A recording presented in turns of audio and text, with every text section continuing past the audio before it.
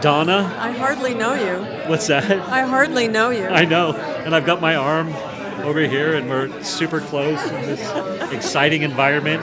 And we're at the Mind, Body, Soul Aspen hot off the press winter release party for the Manifest issue. And you, Donna, correct? Yes, Donna Lee. Donna Lee, awesome, have been a past contributor to Mind, Body, Soul magazine. Yes. Yeah, so not necessarily in this issue, but have been in the past. But I am in this issue also. Oh, you are? Uh-huh. Oh, great. Yeah. And then, go ahead. One page on how to become your best self. Cool. What page is it? Do you know? 12, I think. Awesome, page 12. Yeah. And then you also have written a book. Yes. Okay, cool. Hold that up for us. Seek Not to Love. Seek not. Oh, for- seek not for love. Oh my Removing God. your barriers to peace, authenticity, and enlightenment. Fantastic. Awesome. And so we've got page, It Could Be a Rose. I read this article actually on the way here from the airport, from Denver to the Aspen to this area. What are you talking about in the article? Tell me what In this article, we're talking about how hard life can be and how it can pull you away from your inner light. Yeah. We forget about what moves us, inspires us, motivates us when life is happening. Yeah. We get busy, we start having negative thoughts or emotional overwhelm. And I help to show that that's just normal and part of life, and there are ways to move out of those thoughts and emotions and find your magnificence. Yeah, I love that. And if I remember, I read the article too. It also talked about like the seasons, how in winter, just by the nature of the nature cycle, we might be prone to a bit more, I don't know if isolation's the right word, but maybe a bit more like hibernating, right? Hibernating, introspective, a little more darkness and coldness in your life. Yeah. I mean, that happens to the animals and the plants, and it happens to us too. Yeah, and it's finding compassion within yourself for some of that, right? Like it's okay to Accepting be it and embracing it, welcoming it, rather than resisting it. The resistance actually makes it more glaring and more difficult to get through. Yeah. And what do you think do you think it's a nature of our Western society that we're go-getters all the time, that we fight that? Did you talk a little bit about that in there or no? Well, it was kind of a short article, but in the book I go into it in depth. Okay. I think it's partly the Western world and how we're moving, driving, striving, but I also think we're born with the small egoic mind and the higher mind. Okay. And the small egoic mind literally controls us with negative thoughts, keeping us stuck and down and not moving toward our inner light. Yeah, cool. And so you've written this book, you've got an article in here, and excuse me, and what do you do? What is it that you do? You don't just write articles and write books, but what do you do, Donna? Many people consider me a spiritual teacher. Okay. Or a healer, holistic healer. I do. My business is called Biosynergy Better Health, and I detect toxicity at a cellular level using a device. Okay. Creating a remedy to kick out that toxin. Okay. So that your cells can do what they know to do best, heal themselves. Okay. And also we look at emotions and negative thoughts and how to navigate through those so that you can be the best you can be. Awesome. And when did you've been doing this sort of work for how long? 21 years. 21 years. Yes. Wow, that's amazing. And don't I look just like 21? Yes, right. Well, you started doing that when you were born? So, when did the device come into play or into your practice? So I actually was a very sick young woman, and I was about not even 40 yet, and I discovered something called computerized bioenergetic testing. And in a year's time, I was feeling like I did when I was really 21. And so I went to school to become a practitioner. Oh, And that's how I started, is helping people. It worked for me, it worked for others. so you were your own first success story. Yes. Do you remember the first time when you committed? So you have this, you're able to provide this transformation, this healing within yourself, this like new youthfulness or back to youthfulness or however you want to say it, or and then you're like, all right, I want to bring this to the world. Do you remember when you started having an impact on clients, and you knew, yeah, I'm doing the right thing? Wow, that's a great question.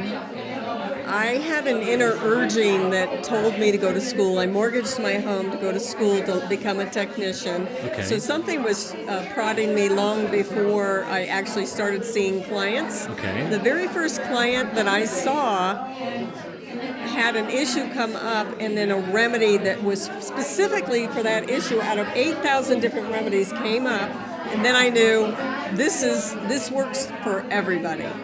Cool. And can you remember what was that? Can we speak to more so if anybody is watching can go, oh, I relate to that issue, or that remedy could help, or It was environmental toxin that came up for him, and a remedy that deals with that specifically, meaning the things we're breathing in the air. okay. And how was it manifesting in him, the sickness, right? So was he Wow, it's like hard to remember. Oh, okay. Mostly it was fatigue, I think. Oh, Yeah, just okay. tired, and no real big health issues, but Yeah. couldn't bring himself to get out of bed, Okay. kind of. Maybe a little depression. Oh, okay. Yeah. So fast forward to today, you've got your book. You obviously wanted to reach more people. What's your normal transformation for people? Or I don't know if that's the right question. The normal person coming to you is what, fatigued, or what are they trying to do? What's the before and after they're looking for? So typically I work with women who are overdoing, overgiving, and overthinking, and subsequent experience fatigue and sometimes minor ailments. Okay. I work more to prevent illness rather than working with someone who's got a full-on issue with their Okay. health. So Yeah. prevention is really what I focus on. Okay. And what I like to do is help them, first of all, take care of the physiological issues, the toxicity that's causing the physical symptoms of fatigue, or then we go into what is going on in your head. What are the thoughts that are pulling you down, that are keeping you stuck, and literally affecting your body at a physiological level. Yeah. And then the third thing we really look at, well, there'll be four things total, but the third thing is emotional overwhelm and how to release that in a moment rather than hanging on to it for days. Yeah. The last thing we do is help people to tap into their inner knowing so that they don't need me, that they're empowered when they leave the 6-month program that I provide. They're empowered to navigate through these ups and downs and come back to the light within them. Love it. Now, they probably want to come in periodically to have bioenergetic testing done because we are inundated with toxins. Yeah. And so it's a good idea to come in to do that every couple months or so. Yeah. Yeah. And do you have a favorite story of late of a customer who's maybe had a great before and after type of a story, or? The one that comes to mind, and I don't know why this is coming to mind, it was when I first began the bioenergetic testing. The gentleman was losing his eyesight. He was probably not even 60. He was probably in his 50s at the time. He was losing his eyesight. And so I just did what I do. I don't know anything. Only your body knows what's going on, Okay. right? So we tapped in using the device and discovered that he had rattlesnake venom in his system. he was really appalled by this because Yeah. he'd never been bitten that he knew of. Yeah. Then as we got to talking, he remembered working down south in rice fields where there was a lot of water, and he remembers his boots, rubber boots, getting struck over and over and over again. And I guess there's some sort of rattlesnake that actually lives in water down there. Wow. And he took the remedy, and a couple weeks later, his eyesight came back. Now, he wasn't completely blind, but he was going blind. Yeah. And we read that. And Wow. Yeah. That is amazing. Yeah, that's exciting. Awesome. Who were you thinking that this article, if you could be a rose, would resonate with when you wrote it? Women who have low self-esteem, who are doubting themselves, who have lost the confidence, who feel like they've just been running into walls and have forgot that the lessons in front of them are really how they come back to the truth of who they are, the beauty, the love, the light, the magnificence that they are. It's beautiful. If that person is watching, imagine that person is watching who's read this article and they're like, just give me a few things to like re-blossom or find that self-worth. Any like secrets, tips, or does that question make sense, or what would you offer them right now? I have a free guide on the website, DonnaLeeUmble.com, that gives you 5 steps to release your own emotions.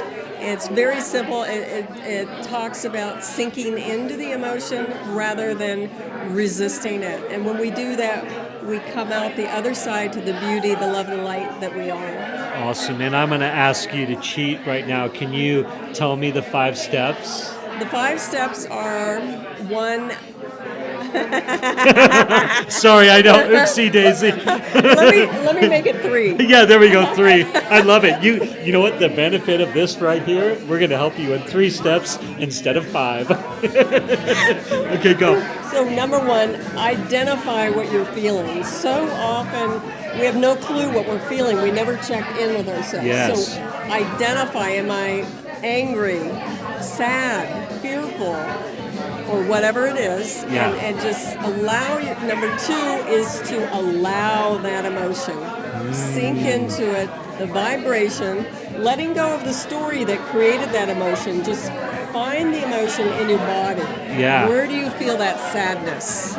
If it's sadness, where do you feel that in your body? Yeah. Breathe into it for 90 seconds. Okay. Stay with it. And it might be very uncomfortable to do that, but Yeah. do your best to stay with that. And then the 3rd step of the 5 is to let it go. Allow it to pass through. Release it. And that is just a decision to say, I can let it go. The point of the 3 steps is that you have to feel it to let it, to be able to let it go. You've got to hold it for a little bit and then release it. I love it. I love that last step, the decision to let it go. I will let this go. I'm willing to let it go, whatever that may be, yes? Beautiful, Donna. This has been an amazing interview. I want to let you get back to the party, and thank you so much. It's been a ton of fun, and I think before we stop here, is there anything that you'd be remiss that you didn't say? Anything you want to add? I would like to say something I learned from A Course in Miracles, a spiritual philosophy that I studied for years, that is sort of the premise for my book, that you are already enlightened. You are already whole, perfect, and complete, just as you are. You need do nothing to realize your enlightenment. Just recognize it, because you are already there. Love it. Beautiful. Donna, great place to end. Thank you so much, and have a great rest of the party. Thank you. Yes, indeed. Cheers.